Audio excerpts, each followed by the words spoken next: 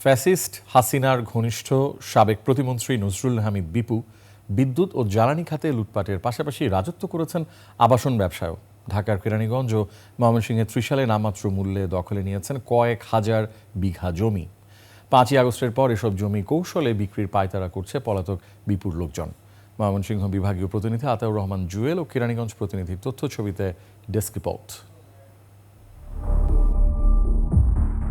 রাজধানীর বাবুবাজার থেকে বুড়িগঙ্গা দ্বিতীয় সেতু পার হয়ে ঢাকা মাওয়া এক্সপ্রেসওয়ের ডান পাশে রাজেন্দ্রপুর।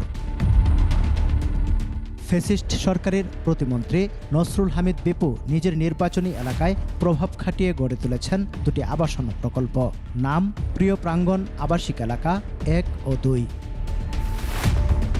দালালের মাধ্যমে নামমাত্র মূল্যে দখলে নিয়ে কাগজ তৈরি করে তাতে বালু ফেলে প্লট বানানো হয়। বাদ যায়নি নদী ও রাজুকের আবাসন প্রকল্প ঝিলমিলের জায়গাও। তার ভয়ে সেদিন মুখ খুলতে পারেনি দক্ষিণ কেরানীগঞ্জের মানুষ। বিভিন্ন মালিকদের সম্পত্তি অবৈধভাবে এবং জোরপূর্বকভাবে জাল দলিল সৃজনের মাধ্যমে তারা সেই প্রকল্পের জন্য গ্রহণ করেছে। 5ই আগস্টের পরে যে জমিগুলো আমাদের 4 লক্ষ 5 লক্ষ টাকা শতাংশ বিক্রি হচ্ছে, তখন আমরা 60-70 হাজার টাকার ঊর্ধ্বে বিক্রি করতে পারতাম না, এবং অন্য কেউ কিনতে চাইলেও আমরা কারো কাছে বিক্রি করতে পারতাম না। ওরা বাধা দিত, রেজিস্ট্রি বন্ধ করে দিয়েছিল। 5 আগস্টের পর কেউ কেউ সাহস করে নিজেদের জমি দখলে নেওয়ার চেষ্টা করছেন। খেত আমরা দখল করমু, দখল হয়ে আসি, অনেক খেত যখন সাফা করছি কিছু কয় নাই, আমরা অনেক খেতই আছি। এই জায়গাটা আমাদের হাতছাড়া হয়। আমরা অনেক গরিব নিঃস্ব মানুষ আছে, তাদের জায়গাটা তাদের বুঝিয়ে দেওয়ার জন্য আমি আকুল আবেদন করব। কেরানীগঞ্জ ছাড়িয়ে অন্য জেলায়ও আছে বিপুর দখলদারিত্ব।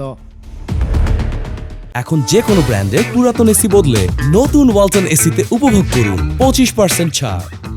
ময়মনসিংহের ত্রিশালের রায়মণি গ্রামের কৃষক আব্দুল মালেক। ঢাকা ময়মনসিংহ মহাসড়কের পাশেই ছিল 16 কাঠা ফসলি জমি। স্থানীয় আওয়ামী লীগ নেতা ও দালালদের মাধ্যমে নামমাত্র কাঠা প্রতি 60,000 টাকা দিয়ে জোর করে দখলে নেয় জমি। 60-50 দাম দিস, এইটি আমরা জানি।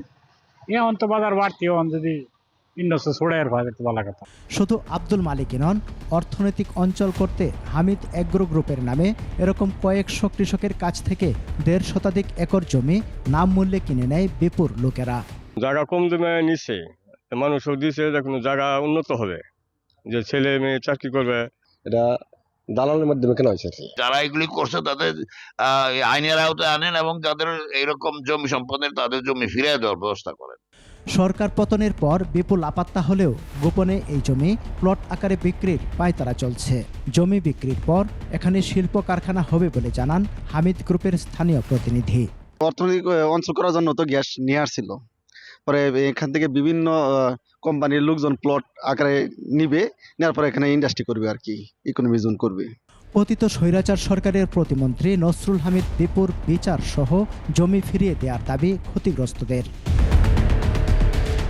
সমর ইসলাম, ডেস্ক রিপোর্ট, 21 টেলিভিশন।